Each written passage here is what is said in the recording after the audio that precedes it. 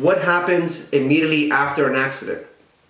Well, one, you have to make sure you're okay and everybody else around you is okay. Check your surroundings.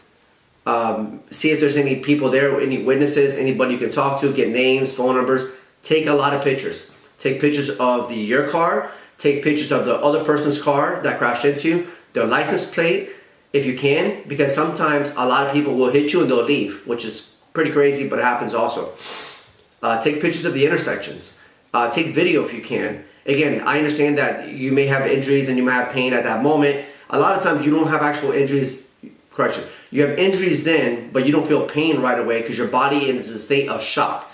So so if you're in that scenario, you could definitely do all these things in the interim. Call the police. It takes them a long time to get there. It takes them, depends on the injury, depends on the accident.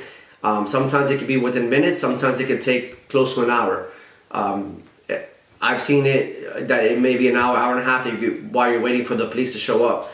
But in the interim, try to get names of witnesses, try to get videos, try to get their names, emails, or phone numbers, a video, a statement, something, because you know what, at that moment, inherently everybody wants to help, but then later on, nobody wants to help and memories fade. So it's very important that you do this, especially if there's an issue of liability.